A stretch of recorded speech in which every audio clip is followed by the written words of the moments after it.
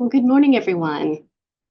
On behalf of Cook Children's, welcome to our Child Health Summit Session 1, highlighting results of our 2024 Community Health Needs Assessment. My name is Becky Hale. I'm with Cook Children's Center for Community Health. We appreciate you, our community partners, for collaborating with us in our efforts to improve the health of children and families in our communities. We hosted the very first Regional Child Health Summit in January 2010 and shared our initial assessment findings about key children's health issues. As Cook Children's has continued to assess the needs of our communities every 3 years since 2009, it is important that we continue sharing the results with the communities. Thank you for sharing your time with us today. Please be aware that this session will be recorded and made available through our website or social media channels to inform and educate the public on these topics.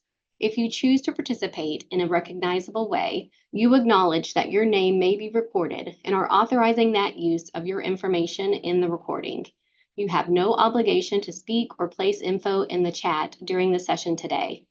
You may also participate under an alias should you choose to remain anonymous. Our agenda today includes highlighting our Cook Children's commitment, an overview of our 2024 Community Health Needs Assessment methodology, an overview of selected results related to overall health and well-being, asthma, healthy lifestyles, and a tour of our updated data dashboard for further exploration of our results. We have created FAQ documents based on some of the types of questions that we've received in the past. These FAQ documents were included in the pre-event packet, and we encourage you to take a look at those documents as you have time. If you have any questions today, please place those in the Q&A feature, or you may submit questions to us at any time in the days and weeks following today's events at chnafeedback@cookchildrens.org.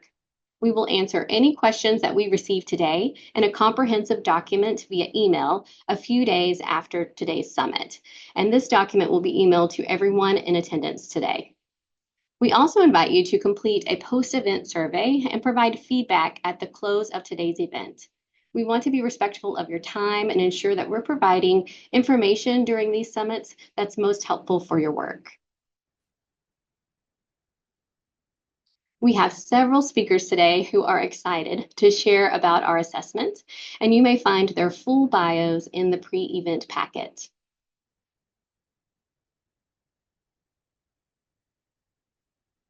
We would like to pause now and thank our numerous community partners and research partners who have helped along the CHNA journey. Thank you to Linda Fulmer, our CHNA administrator. We would also like to recognize the many internal departments within Cook Children's who are instrumental throughout the creation of our Community Health Needs Assessment. We also brought together an external advisory committee made up of community partners representing the 8 counties within our primary service area who shared their time and insight with us as we were finalizing our parent and community leader surveys. This committee helped create awareness of our surveys during data collection.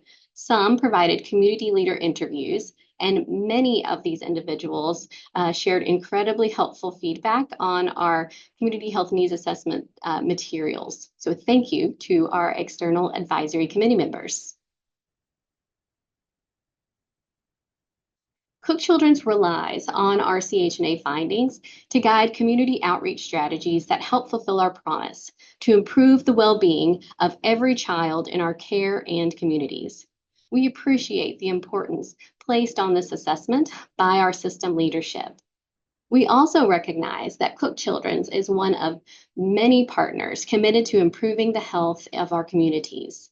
Today's health and non-medical drivers of health for families are too complex for any one entity to address alone.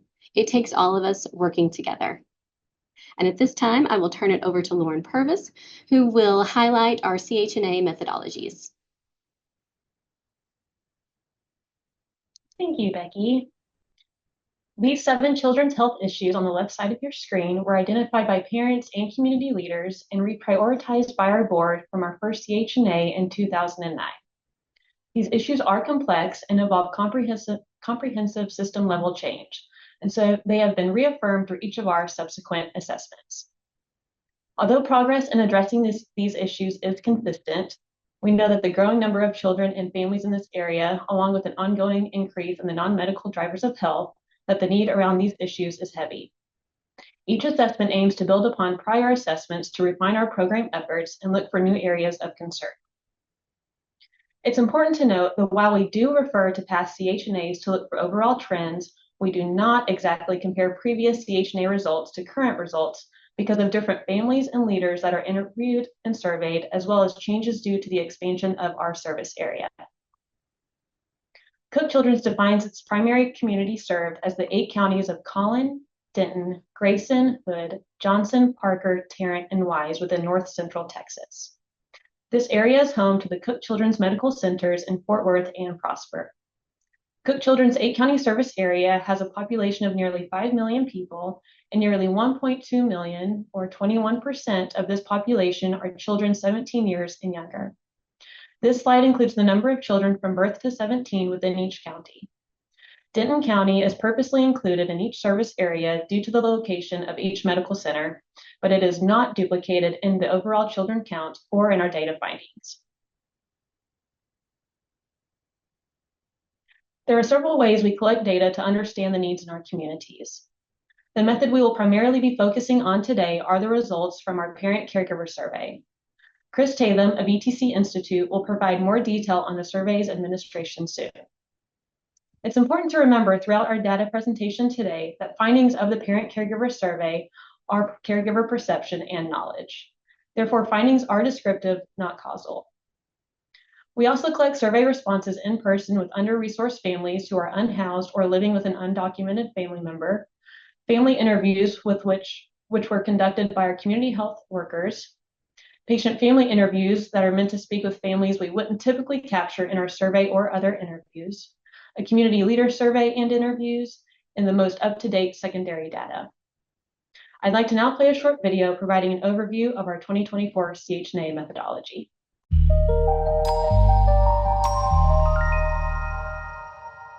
Maintaining good health for North Texas families is not always easy. Many families face obstacles such as poverty, discrimination, quality education, housing, and unsafe environments. Addressing these hurdles requires a community-wide approach with a shared goal: healthy children. Everything we do at Cook Children's stems from the promise we've made to improve the well-being of every child in our care and our communities. One way we keep this promise is through our Community Health Needs Assessment. Every 3 years through this assessment, we hear from parents and community leaders throughout North Texas. The valuable data revealed in this assessment becomes a shared rallying cry for community partners who collaborate with us to prevent illness and injury to children. The Center for Community Health leads the Community Health Needs Assessment, Research, and Outreach Services for Cook Children's. The center works to prevent injuries and illness and improves access to services for asthma, child abuse and neglect prevention, healthy lifestyles, injury prevention, mental health, oral health, and parenting support. A key element within our Community Health Needs Assessment is the Community-Wide Children's Health Assessment and Planning Survey, also known as the Parent Caregiver Survey. This is a household survey of parents and caregivers of children newborn to 17 to assess their perspective about children's health across our communities. The survey asked questions about how various health issues affect their children and how easy or difficult it is to obtain medical care. We want to know the parents' perspective on children's health. This survey, available in English and Spanish, is administered to parents and caregivers through mail, phone, and email. Because we care about the perspective of all parents within our region, we send the survey to a random sample of 25,000 households within our 8-county service area. We also intentionally survey families experiencing homelessness and families with at least one undocumented member. We're able to survey enough parents to have a high level of confidence in our survey results. Parents and caregivers in each county also participate in focus groups to give us a deeper layer of data. These focus groups allow us to further learn about the unique challenges parents face with accessing medical care and social services within our communities. In addition to the parent and caregiver perspective, we survey and interview leaders throughout the community regarding their views on children's health. Additional children's health data from national, state, and local public health and academic sources supplement the findings from parent and community leader surveys. We bring all this data together to share with communities across our region. Together with community partners, we work through our various collaborations to determine the best avenues to address these complex issues. It takes all of us working together to clear a path to better health for all children in our communities.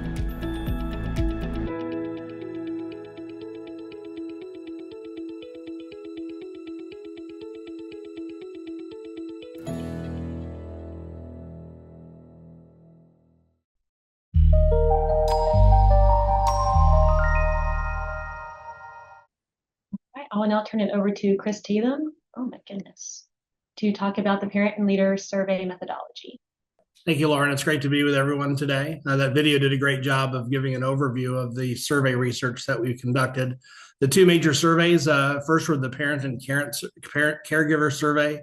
We also did one of community leaders, and I'm going to briefly talk about each of those.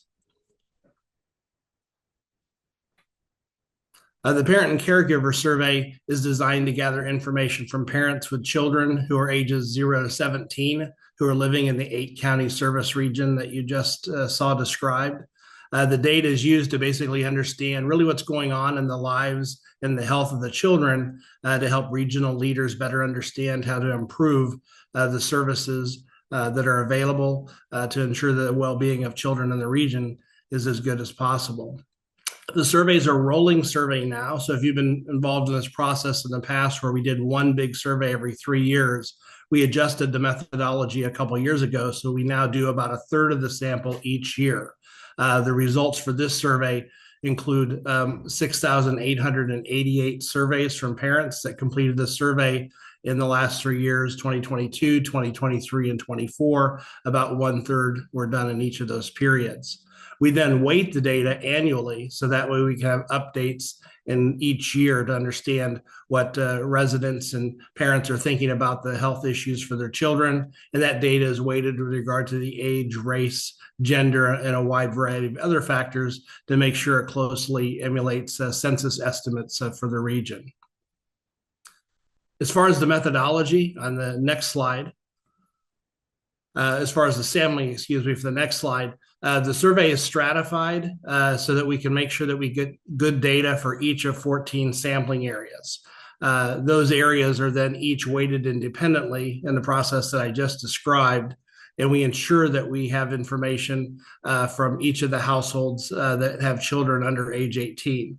One of the methods we use to ensure that it's random is we do address-based sampling. In other words, each of the households within each of those sampling areas has an equal probability of being selected if they're likely to have children under 18 in the household. We purchase additional marketing information to increase the probability that we're able to target households with children. And we typically do an initial sample that's about 7 times the goal for each of the sampling areas that we're targeting. This next chart shows a little bit of the process that we involve. Since it's become more and more difficult to get people to engage in surveys, we do an initial mailing with a survey cover letter explaining the purpose of the survey. We offer a $15 incentive to the households that participate. We then do follow-up with mail and also postcards and even text and email to encourage participation. We also give respondents multiple opportunities to participate. They can return the survey by mail, complete it online. They can even call us and do it with someone in our call center. And we offer the survey in both English and Spanish. This table shows the distribution of the completed surveys for the most recent period. You can see the goals for each of the county are in the second column. Our overall goal was around 6,000 surveys. We actually completed 6,877. You can see there's a slightly higher concentration in the 6 counties that include Denton, Hood, Johnson, Parker, Tarrant, and Wise. Collin and Grayson, you can see, have slightly lower sampling goals, but they're designed to ensure we have statistically representative data from each of the counties. The next chart shows the distribution relative to the population in each of those areas. And you can see we have a range from the low end of Hood County getting 233 surveys to the high of Tarrant County getting 2,985.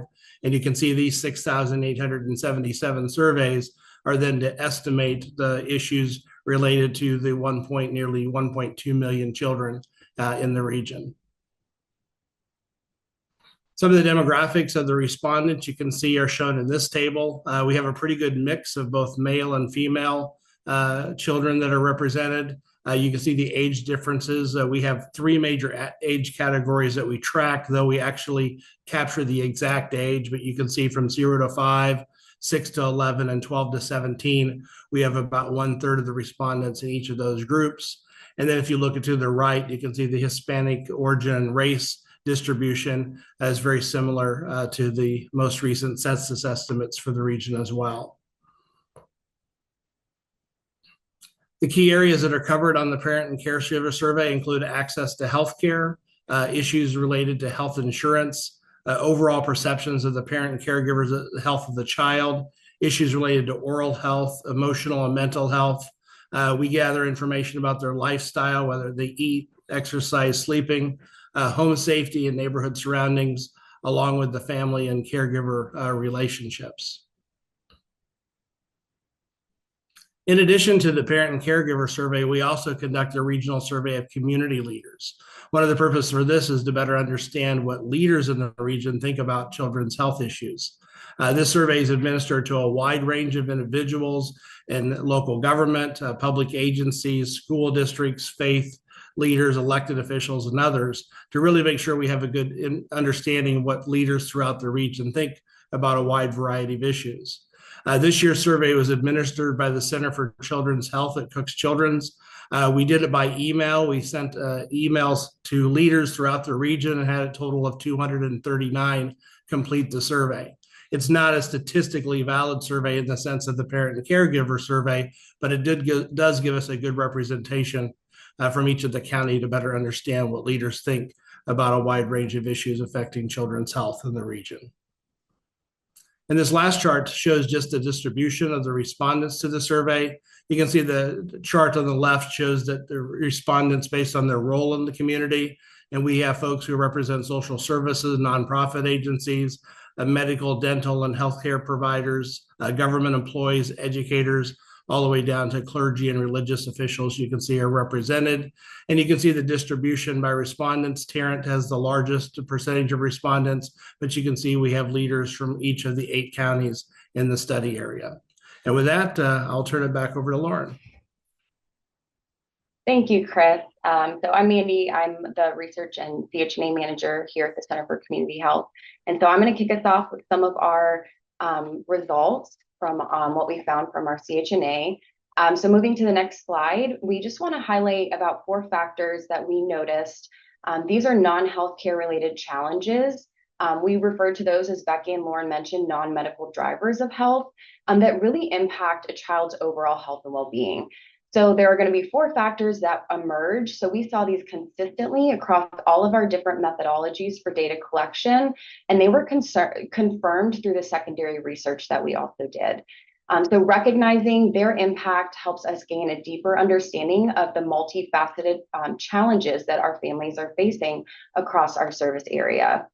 So the first mention is inflation, and I don't think I'm going to need to explain this too much to many people on the call, but recent studies show that inflation leads to significant stress on personal and interpersonal levels. It's intensifying concerns for families that there may be further price increases, and it's disproportionately impacting those of low-income households. So 45% of the community leaders surveyed felt that poverty was a very serious problem in their community. And to summarize these 2 quotes, one of our community leaders expressed that at their food distribution events, they are constantly running out of food and needing to refer families to other sources. They also expressed that people of various income levels are really struggling with inflation and these increased cost burdens. And to summarize, one of our caregivers, they shared with us that they're continuously worrying about how to pay for their medical bills and then how to pay for those bills on top of other costs like paying to feed, clothe, and provide housing for their family. And then next is housing affordability. So in the Dallas-Fort Worth Metroplex, approximately 1 in 10 homeowners and 1 in 4 renters spend more than 50% of their income on housing. So 44% of our community leaders felt that quality, affordable housing was a very serious problem in their community. And one leader shared that families not being able to afford housing really does impact that overall mental health of the family. And to share and directly quote one of the caregivers, they shared that, quote, the kids do have insurance, but it doesn't cover everything. It's a very big challenge. Sometimes we get bills from a specific hospital, and there are a lot of bills that we have. We have to pay rent and utilities, and we can't pay them. Right now, I'm not working. Today, I had to take one of the kids to the doctor, so my husband had to stay home with the other child. Yes, it's very challenging. And moving to food insecurity. So food insecurity will be discussed in much greater detail during the healthy lifestyle section of this presentation, but individuals experiencing food insecurity, they lack that regular access to nutritious foods. About 1 in 5 children are food insecure in the United States, and Texas actually has the largest number of food insecure children in the nation at about 1.7 million children. 55% of our community leaders felt that the access to affordable, healthy food was a very serious problem. And then to quote one of our caregivers, they shared with us that just this last month, they cut off our SNAP and Medicaid. I had to take time off of work to go to the office and renew the benefits. I had to go to the food pantry 3 to 4 times, and sometimes I reach out to the school and ask them to send the kids home with a bag of food or snack packs on Friday for the weekend. And lastly is childcare costs. So between 2020 and 2023, the average maximum childcare rate in North Texas increased by 48% for childcare. As of 2023, a $1,200 monthly budget in Fort Worth was insufficient for high quality care, really prompting parents and caregivers to have to decide if they need to leave their job. So caregivers shared that there's just such a necessity of being able to afford childcare, as it allows these caregivers to be employed and then to care for other children who need to maybe be taken to things like healthcare appointments. And so to directly quote our caregiver, they shared that having children without childcare makes it hard to keep appointments. Family appointments or childcare accommodations at the doctor's office would make care easier for my child. So this assessment recognizes just that profound impact on non-medical drivers on children's health and well-being, particularly of those that are from under-resourced families and communities. Key factors that influence the development, the learning, and overall health of children include things like economic stability, which I had just mentioned in the last 2 slides, access to quality education, neighborhoods and built environments, so where those children live and play, and social support networks. So to further understand all of these challenges and just knowing that these are all linked together, we utilize the HELP framework, HELP, which is health, environment, learning, and parenting. So we take that framework and then we integrate insights from our caregivers and community leaders to really understand the needs in our service area. So we know that your time is so valuable to share with you. We've worked with ETC Institute to create a new data dashboard that you will see later on in this presentation. But we will also have another summit. So we're going to talk about overall health and well-being, asthma, healthy lifestyles today. But on June 3rd, the second session will cover caregiver support, injury prevention, mental health, and oral health. And I just want to remind you before I dive into some results of what Lauren mentioned earlier, the findings of our parent caregiver survey, they are of the parent's perception and knowledge of their child's health. So the findings are descriptive. And one last thing before I dive into overall health and well-being, I just want to outline kind of what you'll see moving forward on some of these slides, because there will be a lot of data to share. Our parent caregiver and survey results, they will be highlighted in any table that's shown. So it will help kind of draw your eye there. You will also see data from the 2022 National Survey for Children's Health, or NSCH. So we do compare our results, some of them to that survey as our questions align. And you will see data from our under-resourced results, and that, as a reminder, are families that are experiencing homelessness or living with an undocumented member. So to take this from a very broad view of children's health, according to caregivers of children 0 to 17 in our service area, the majority, or 80% of children, which is about 981,000 children, enjoy excellent or very good health. On the other hand, about 191,000 children have good, fair, or poor health.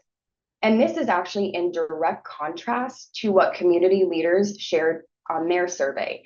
So 16% of community leaders describe the status of children's health in their community as excellent or very good. And 84% of those community leaders said that they would describe children's health as good, fair, or poor. So access to healthcare just plays such a vital role in sharing long-term health outcomes for children. So consistent access to services, such as having a regular doctor, receiving preventive care, and staying current with vaccinations, just helps address these child health issues early. The American Academy of Pediatrics emphasizes that children who have a medical home are more likely to receive appropriate care. They often experience better health outcomes and avoid unnecessary emergency room visits. So according to parents and caregivers of children ages 0 to 17, 81% have a personal doctor or nurse, and 89% have seen a healthcare provider in the past 12 months for a preventive checkup. So that might be something like an annual or a sports physical, or even just a well-child visit. However, on the right-hand column of your table here, you can see that under-resourced families are less likely to have these key components for access to healthcare, especially when having a personal doctor or nurse at 43%. These children are also more likely to use the emergency room as their first stop for care. And moving down the table, 76% of children received all needed health services. So that includes medical, dental, mental health, and those prescribed medications. And this is one area that our service area was lower than the National Survey for Children's Health. And so of the children, about 287,000 children who did not receive all needed services, they shared their top 3 reasons for not receiving that care. And those 3 reasons were: they could not afford the cost of care, they had problems getting an appointment when the child needed one, or insurance did not cover some or all of their healthcare services. And lastly, while vaccination rate seems pretty high at that 89%, the percentage of caregivers reporting that their children are up to date on vaccinations for their age has decreased by about 8% from what caregivers reported in our 2021 CHNA, which was 97%.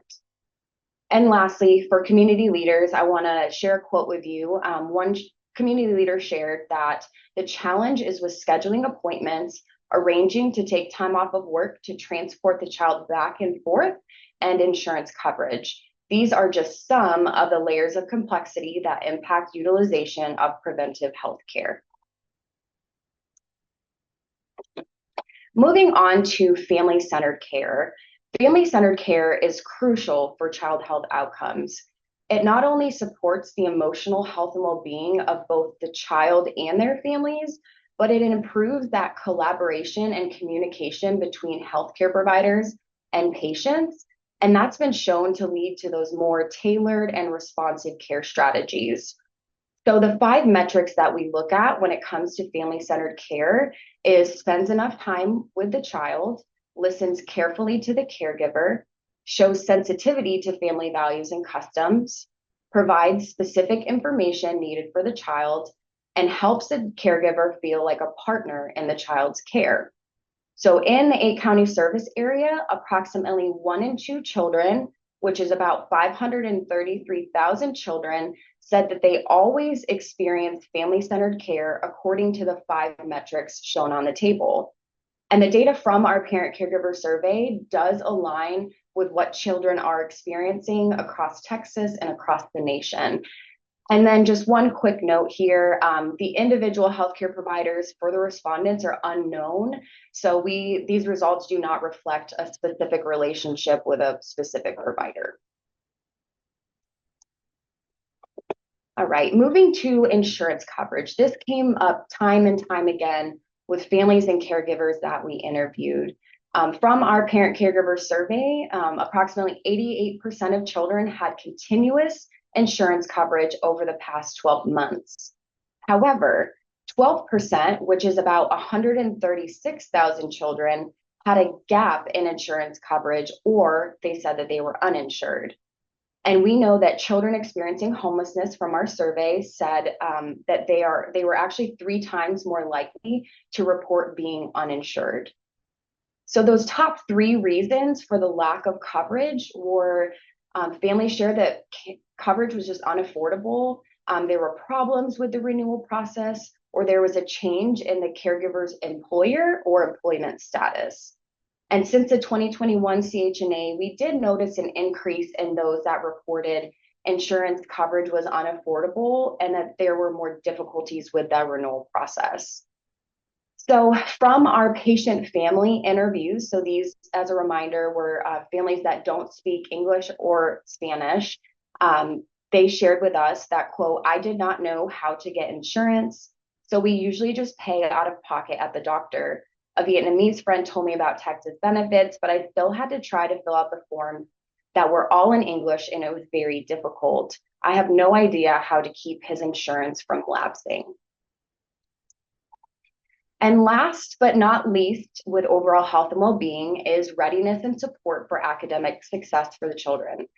So developmental delays and disabilities can significantly affect a child's learning, their communication and social skills, really making that early identification and intervention essential. So that early detection allows for timely intervention, often improving outcomes and just helping children reach their full potential. This is an area where healthcare providers, educators, anyone who has a very close relationship to children can play that key role in supporting caregivers and helping them recognize the early signs of developmental delays. So that might be through a regular checkup, that family-centered care piece that we just talked about, or screenings can really help guide caregivers and understand what to watch for as their child grows and is having to reach all of these different milestones.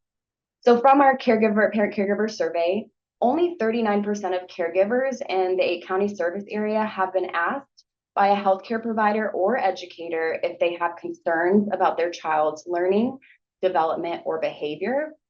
60% of caregivers of children who are between the ages of 3 to 5 years old are completely confident that their child is ready to start school. And lastly, approximately 73% of school-age children, which is about 591,000 children, miss school due to a physical illness. And so now I'm going to pass it over to Courtney Bernard, who's going to discuss our asthma findings. Thank you, Mandy. Hi, everyone. I'm Courtney Bernard. I am the director of the Child Wellness Team at the Center for Community Health, and one of the areas I oversee is our asthma initiatives. So I'm going to walk through some of the data we found about asthma. Asthma is one of the most common children's health conditions. It's a chronic lung disease with signature symptoms of inflammation and narrowing of the airway, which make it difficult to breathe and in severe cases can lead to death. However, asthma is also a very manageable disease with the right combination of medication, action planning, and controlling environmental triggers. So we're going to touch on all three of those aspects. In North Texas, our rate of children with lifetime and current asthma is slightly higher than the state and national percentages. Nearly 1 in 10, or approximately 104,500 children, reported they currently have asthma in the 8-county service area. Uncontrolled asthma can lead to increased emergency department visits and hospitalizations. Of the children who currently have asthma in our 8-county service area, approximately 57%, or about 59,000 children, had an episode of asthma or asthma attack in the past year, and nearly 25% of children have been to the emergency room because of asthma symptoms. This percentage of children with asthma who have visited the ER is about 3 times higher compared to our findings from the 2021 CHNA. Access to and proper use of medications is often one of the keys to managing asthma. Caregivers of children with asthma reported about 8%, or 6,400 children, did not receive all of the medication prescribed for their child's asthma. We hear from caregivers that they often experience challenges navigating their child's asthma conditions. So one of the caregivers interviewed said, "For the most part, my kids are healthy, but my youngest one has asthma. And sometimes the way he breathes scares me, and I stay up at night to watch him."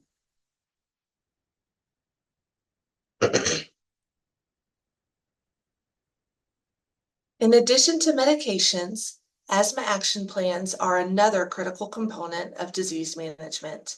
An asthma action plan is a written, individualized worksheet that shows you the steps you need to take to keep your asthma from getting worse. It also provides guidance on when to call your healthcare provider or when to go to the emergency room. In our 8-county service area, 19% of children and 35% of under-resourced children do not have an individualized action plan. This is an important tool to share with anyone caring for a child with asthma, not only the parents and caregivers at home, but also at schools, daycare or aftercare providers, sports coaches, and staff from extracurricular programs. One aspect of the asthma action plan is identifying triggers or things in the environment that worsen asthma symptoms. And a common trigger is secondhand smoke. And we know from our findings that about 24% of children with asthma, or about 174,000 kids, still live with someone who uses cigarettes, cigars, or pipe tobacco. So this partnership between the child, their healthcare providers, and all of the adults in their lives is really important for understanding which triggers to avoid, the proper use of medications, and to maintain the appropriate treatment plans. And lastly, we know that children with asthma often face unique challenges compared to their healthier peers. Asthma is one of the leading causes of children missing school. Nearly half of school-aged children with asthma in our 8-county service area, and 43% of under-resourced children missed at least one day of school due to asthma symptoms.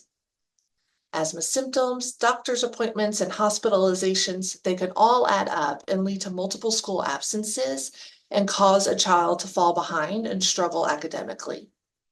At the same time, it puts an extra pressure on parents to balance that time away from work to care for their child and help them navigate that care. And children may find it difficult to avoid asthma triggers at school and may feel left out for having to stay away from certain activities or to participate differently, which can ultimately affect their physical, emotional, and social well-being. But as I've said, asthma can be very manageable with the right tools. So you can access more detailed information about asthma online from Cook Children's Pulmonary and Asthma Education teams. And from the Center for Community Health, we have information on those common asthma triggers and how to reduce them in your environment. I will now pass it over to Emily Epperson, who will discuss data findings related to healthy lifestyles. Thank you, Courtney. All right, next slide, please. We'll just dive right into healthy lifestyles. Healthy lifestyles for children include daily decisions that can significantly influence overall health for years to come. By making informed decisions and establishing healthy habits early on, children can maintain a healthy weight, grow strong bones and teeth, achieve good brain development, improve mental health, attain academic success, and prevent chronic diseases into adulthood. Body mass index, BMI, is a screening tool used to assess weight, height, sex, and age to determine if there is an indication of a health risk. Tracking BMI over time, along with other health factors, can help healthcare professionals identify weight concerns and provide guidance on necessary lifestyle and environmental changes. Of children 10 to 17 years old in the 8-county service area, 38%, about 207,000 children, have a BMI that is not considered healthy for their weight, height, or sex. 13% of children ages 10 to 17 are overweight, and 16% are obese. On the other hand, 9% of children ages 10 to 17 are underweight, which can also be an indication of underlying medical conditions or undernutrition. Reasons for unhealthy body weight in children may include non-medical factors such as individual behavior choices, access to nutritious food, and genetics. A majority of children in our service region are not meeting recommended healthy lifestyle behaviors. Healthy lifestyle behaviors can include eating nutritious food, getting physical activity, limiting screen time, and getting restful sleep. Only 35% of children are eating fresh fruits and vegetables at the daily recommendation. The majority of children, about 94%, are spending more than 2 hours for fun screen time every day. 19% of school-age children are participating in at least 1 hour of physical activity every single day. And nearly half of children are meeting sleep recommendations of sleeping more than 8 hours every night. A local educator who is utilizing Kid Power, which is a free online video platform for physical activity and social emotional content that empowers children to make a real-world impact in local and global communities, shared, it's important that we not only provide children in our own communities with the right tools they need to practice healthy habits today, but teach and empower them at a young age so they can grow up to become great leaders who strive for positive change globally and locally. While it is evident that living a healthy lifestyle significantly benefits children's overall health, many children in the service area face obstacles that prevent them from making healthy food choices. These obstacles can be both individual, such as lack of knowledge about healthy food choices and exercise, and community-based, such as limited access to safe recreational spaces and affordable healthy food options. For physical assets, 13% of children in the 8-county service area do not live in a neighborhood that has sidewalks, parks or playgrounds, or recreation centers in the neighborhood. And for food assets, 13% of children also do not live in a neighborhood that sells fresh fruits or vegetables. 25% of community leaders believe access to wellness opportunities is difficult for children in their community.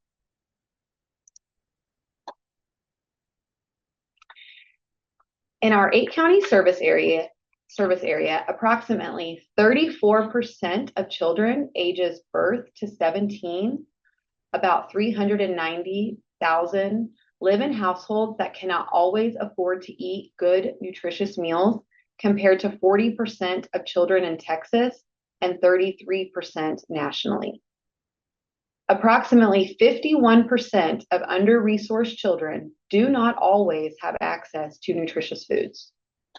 Food insecurity occurs when an individual does not have access to sufficient nutritious food. This lack of access can stem from various factors, including financial hardship, limited availability of healthy food options, and inadequate support systems.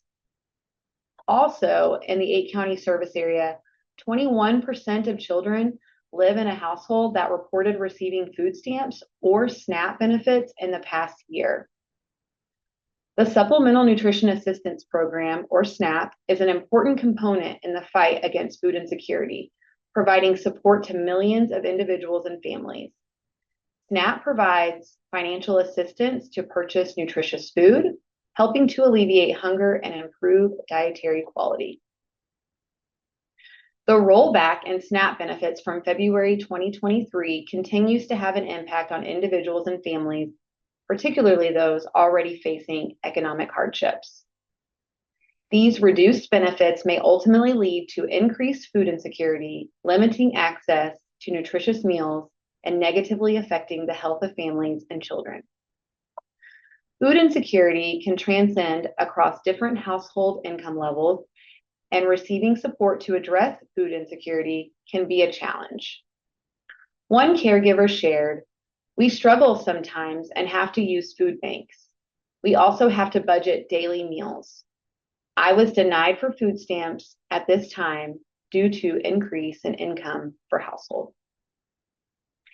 I will now turn it over to Savannah for call to action and next steps.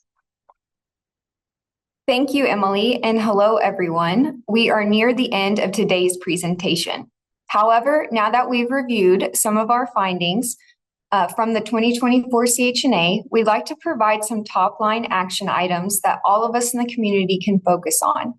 That way we can continue to make the 8-county region a place where children and families can achieve the highest level of overall health and well-being.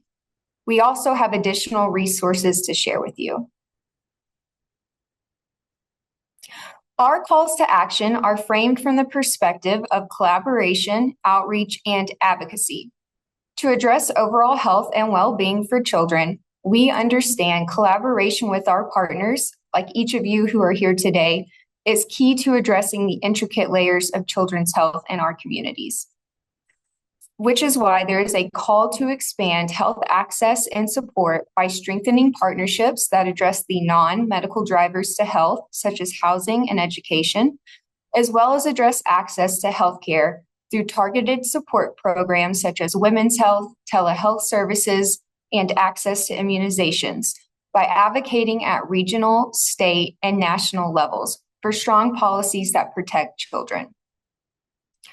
Actions to address asthma include personalized care and education through collaboration among families and their providers to create asthma action plans and connection to education and community resources. It also calls for providing safe environments by educating caregivers and communities on asthma triggers through evidence-based programs. Lastly, supporting policies for better healthcare services, lower cost for asthma medications, and promotion of safe environments to reduce asthma triggers.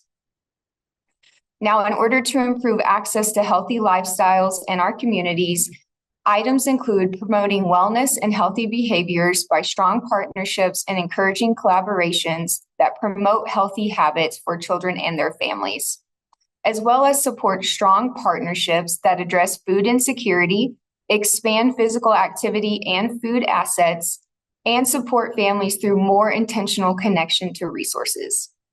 Lastly, boosting advocacy through support of health providers in community education, combating weight-based stigma, and improving access to health insurance for children.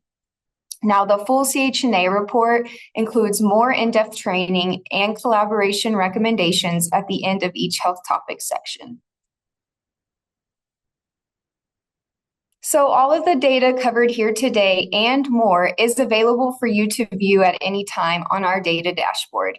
Survey results are broken down by the different health topics, such as the key indicators, healthcare access, and child's health, and more. You can also filter the data by several different breakdowns. So we have the overall and individual county filters, age-specific groups where they apply, household income filter, race, ethnicity, and also by our under-resourced population sample. You can also switch between the 2021 and 2024 CHNA data. If you have additional questions specific to our data, our email is listed on the top left corner of the dashboard, as well as in your pre-packet information. So please reach out with any questions, and we will gladly answer anything related to our data. Our community leader survey data is also available on the dashboard, and these survey questions are broken down into 4 different categories, including overall health status, access to health services for children, severity of community problems, and severity of problems that directly impact children. And all of this comes from the perspective of leaders who know their communities best. You can review results from the 2024 CHNA Leader Survey, as well as those from the 2021 CHNA. All right, and lastly, the full 2024 CHNA report can be found on our website. It's also in the chat and by scanning the QR code on the screen. Also, please visit our website at cookchildrenscommunity.org to further explore our Center for Community Health programs and education and training opportunities available for caregivers and professionals in the community. That concludes the Session 1 Summit, and we hope to see you all June 3rd at Session 2. Thank you and have a great day.